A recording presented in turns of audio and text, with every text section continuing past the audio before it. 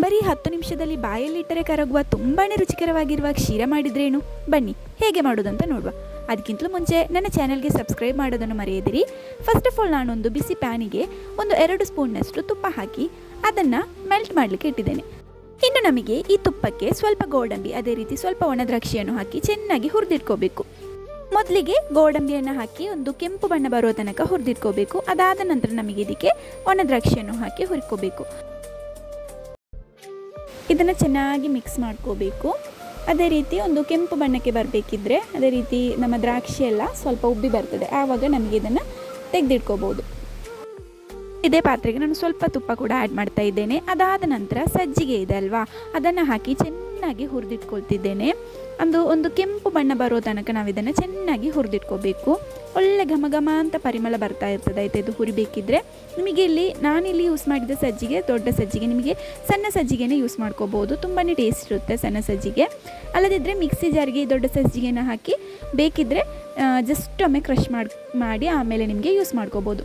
ಸಜ್ಜಿಗೆ ತೊಗೊಂಡ ಕಪ್ಪಲ್ಲಿ 4 ಕಪ್ಪಿನಷ್ಟು ಬಿಸಿ ನೀರನ್ನು ನಾನು ಇದಕ್ಕೆ ಹಾಕಿ ಚೆನ್ನಾಗಿ ಮಿಕ್ಸ್ ಮಾಡ್ತಾ ಇದ್ದೇನೆ. ಆಯಿತಾ, 1 ಕಪ್ಪಿಗೆ 4 ಕಪ್ಪು, 3ರಿಂದ 4 ಕಪ್ಪು ನೀರು ಸಾಕಾಗ್ತದೆ. ಚೆನ್ನಾಗಿ ಇನ್ನು ಕುದಿಬೇಕು.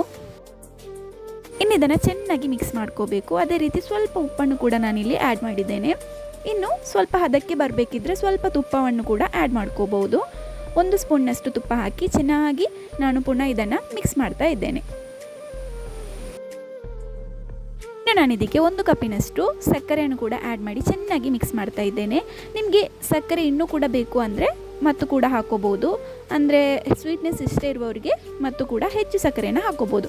ನಾನಿಲ್ಲಿ 1 ಕಪ್ಪಿನಷ್ಟು ಸಕ್ಕರೆಯನ್ನು ಹಾಕಿದ್ದೇನೆ. ಆಗ ನೋಡಿ ಈ ರೀತಿ ಸ್ವಲ್ಪ ಅದು ಲೂಸಾಗಿ ಬರ್ತದೆ, ಅದರ ಹದ ಇದೆ ಅಲ್ವಾ, ಲೂಸಾಗಿ ಬರುತ್ತೆ. ಆಮೇಲೆ ಸ್ವಲ್ಪ ಇದಕ್ಕೆ ಫುಡ್ ಕಲರ್ ಕೂಡ ಆ್ಯಡ್ ಮಾಡಿದ್ದೇನೆ. ಫುಡ್ ಕಲರ್ ಬೇಕಂತ ಇಲ್ಲ, ಬೇಕಿದ್ದರೆ ಮಾತ್ರ ನಿಮಗೆ ಆ್ಯಡ್ ಮಾಡ್ಕೋಬೋದು. ಆಮೇಲೆ ಇದನ್ನು ಚೆನ್ನಾಗಿ ಒಮ್ಮೆ ಮಿಕ್ಸ್ ಮಾಡ್ತಾ ಇದ್ದೇನೆ. ಈ ಟೈಮಲ್ಲಿ ನಮಗೆ 1 ಸ್ಪೂನ್ ತುಪ್ಪ ಕೂಡ ಆ್ಯಡ್ ಮಾಡ್ಕೋಬೋದು. ಆವಾಗ ಇದು ಗಟ್ಟಿಯಾಗಿ ಸಿಗ್ತದೆ. ಅದೇ ರೀತಿ ನೋಡಿ ಒಂದು ಹದಕ್ಕೆ ನಮಗೆ ಬರುವಾಗ ಗೊತ್ತಾಗ್ತದೆ. ಸ್ವಲ್ಪ ಗಟ್ಟಿಯಾಗಿ ಸಿಗಬೇಕಿದ್ರೆ ಇದರ ಹದ ಆಯಿತು ಅಂತ. ಇದನ್ನು ಚೆನ್ನಾಗಿ ಮಿಕ್ಸ್ ಮಾಡ್ತಾ ಇರಬೇಕು. ಸ್ವಲ್ಪ ಏಲಕ್ಕಿ ಹುಡಿಯನ್ನು ಕೂಡ ನಾನಿಲ್ಲಿ ಆ್ಯಡ್ ಮಾಡಿದ್ದೇನೆ. ಆಮೇಲೆ ಚೆನ್ನಾಗಿ ಇದನ್ನು ಮಿಕ್ಸ್ ಮಾಡ್ತಾ ಇದ್ದೇನೆ. ಒಳ್ಳೆ ಘಮ ಅಂತ ಇಲ್ಲೊಂದು ಪರಿಮಳ ಬರ್ತಾ ಇರ್ತದೆ. ಆಯಿತಾ, ಈಗ ಕ್ಷೀರ ಮಾಡಬೇಕಿದ್ರೆ ಸೊ ಇದನ್ನು ಚೆನ್ನಾಗಿ ಈ ರೀತಿ ಮಿಕ್ಸ್ ಮಾಡ್ಕೋಬೇಕು. ಇನ್ನು ನಾನು ಇದಕ್ಕೆ ಹುರಿದಿಟ್ಟಿರುವಂತಹ ಗೋಡಂಬಿ ಅದೇ ರೀತಿ ದ್ರಾಕ್ಷಿಯನ್ನು ಹಾಕಿ ಚೆನ್ನಾಗಿ ಒಮ್ಮೆ ಮಿಕ್ಸ್ ಮಾಡ್ತಾ ಇದ್ದೇನೆ.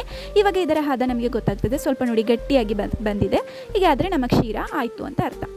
ನೋಡಿ, ಈ ಒಂದು ಪಾಕ ಬರುವಾಗ ನಮ್ಮ ಕ್ಷೀರ ಆಯಿತು ಅಂತ ಅರ್ಥ. ಇನ್ನು ಇದನ್ನು ನಾನು ನಮ್ಮ ತುಪ್ಪ ಸವರಿರುವಂತಹ ಒಂದು ಪ್ಲೇಟ್ ಇದೆ ಅಲ್ವಾ, ಅದಕ್ಕೆ ಹಾಕಿ ಸ್ವಲ್ಪ ಹೊತ್ತು ತಣಿಲಿಕ್ಕೆ ಇಡ್ತಾ ಇದ್ದೇನೆ. ಕ್ಷೀರ ಅಂತ ಹೇಳಬೇಕಿದ್ರೆ ನಾವು ಅದನ್ನು ಬಿಸಿ ಬಿಸಿ ತಿನ್ಕೋಬಾರ್ದು. ಅದರ ಟೇಸ್ಟು ಹೆಚ್ಚಾಗಿ ನಮಗೆ ಇರುವುದಂದರೆ ಅದು ತಂದ ಮೇಲೆ ತಿನ್ನಬೇಕು, ಆವಾಗ ಅದರ ಟೇಸ್ಟ್ ಕೂಡ ಹೆಚ್ಚಿರುತ್ತೆ. ನೋಡಿ, ಈ ರೀತಿ ಚೆನ್ನಾಗಿ ತುಪ್ಪ ಸವರಿರುವಂಥ ಪ್ಲೇಟಿಗೆ ಇದನ್ನು ಹಾಕ್ತಾ ಇದ್ದೇನೆ.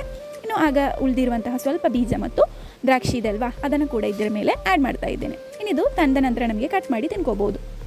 ಇದೇ ರೀತಿ ಇರುವ ವೀಡಿಯೋಸ್ ಇಷ್ಟ ಆಗ್ತಿದ್ರೆ ನನ್ನ ಪಿಂಗಾರ ಕುಕಿಂಗ್ ಚಾನಲ್ಗೆ ಸಬ್ಸ್ಕ್ರೈಬ್ ಮಾಡೋದನ್ನು ಮರೆಯದಿರಿ. ಅದೇ ರೀತಿ ಟೇಸ್ಟಿ ಕ್ಷೀರವನ್ನು ನೀವು ಕೂಡ ಮನೇಲಿ ಟ್ರೈ ಮಾಡಿ. Thank you for watching.